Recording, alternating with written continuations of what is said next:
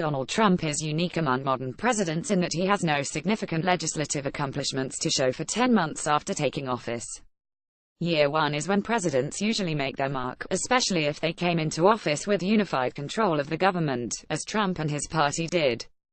Presidents in the first year of their first term are often at the peak of their popularity, have the biggest margins in Congress, and are free from the scandals and intense partisanship that start to gather around them later and make governing ever more difficult.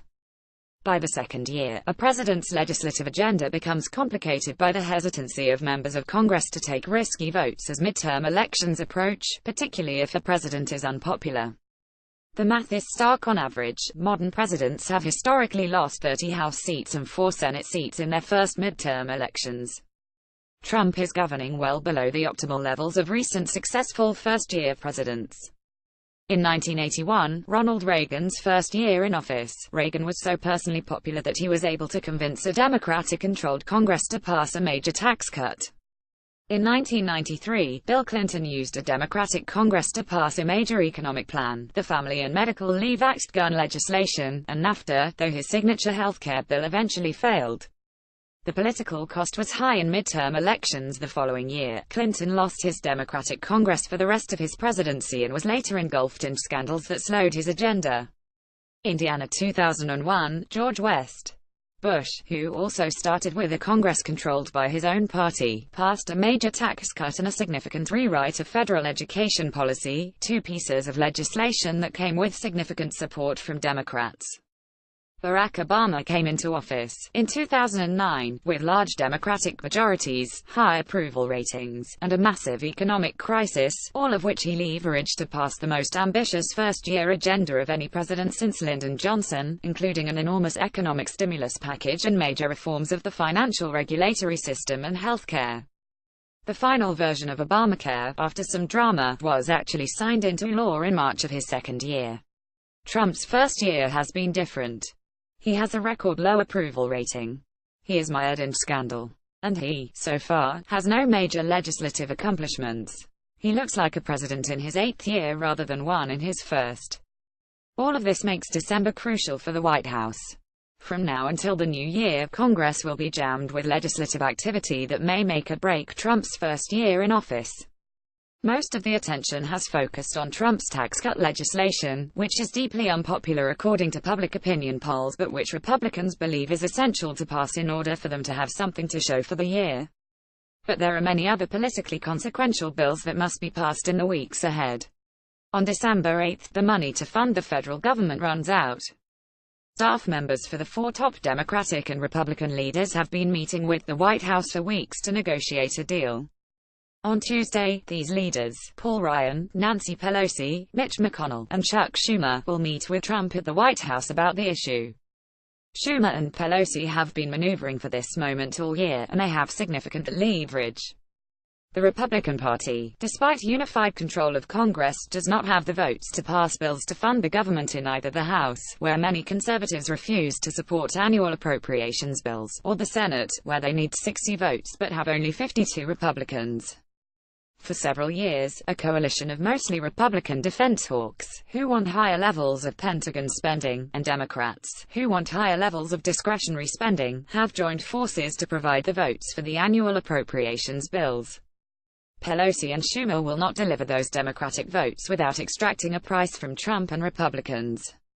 There are 3 major pieces of legislation that Democrats want: a bipartisan fix for Obamacare, a legislative fix for the Obama-era DACA program that Trump recently ended, and the extension of a popular health care program for children, SCHIP, that recently expired. Some liberal Democratic senators have said that they won't vote to fund the government unless the DACA fix is included, though that is not yet a party-wide position. As for the Obamacare fix, which is known as Alexander Murray, after the 2 senators who negotiated it, the current version of the GOP tax cut bill includes a repeal of Obamacare's individual mandate, which would hobble Obamacare rather than fix it. The politics for Trump are tricky. Senator Susan Collins, of Maine, a shaky vote on the tax bill, has hinted that she wants the bipartisan health care legislation passed as the price for her vote on any tax bill that repeals the mandate.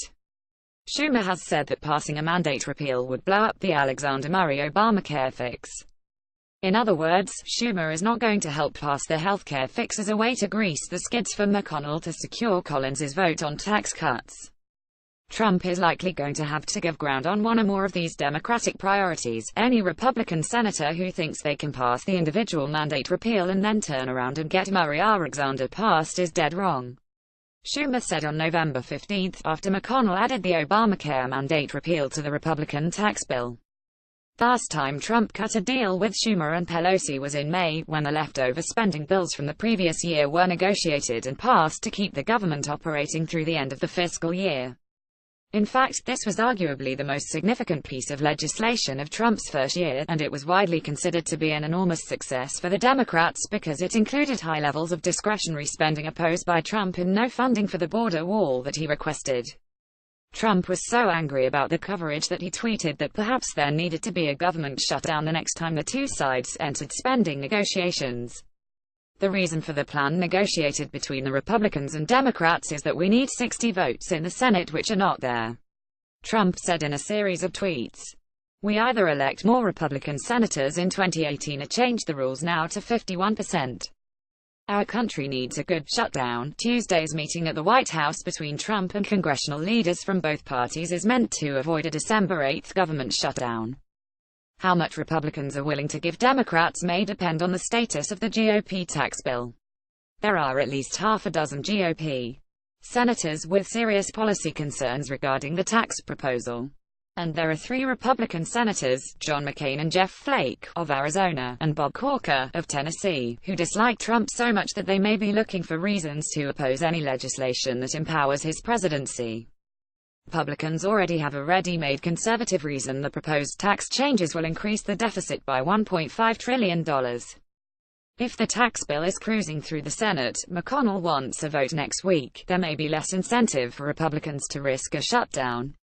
But if it dies next week, or is delayed, Trump will be under intense pressure to avoid ending the year with no major legislative accomplishments, and the chaos of a government shutdown. In order to keep the government running, Trump would have to strike another deal with Pelosi and Schumer and sign a bipartisan spending deal that includes major Democratic priorities.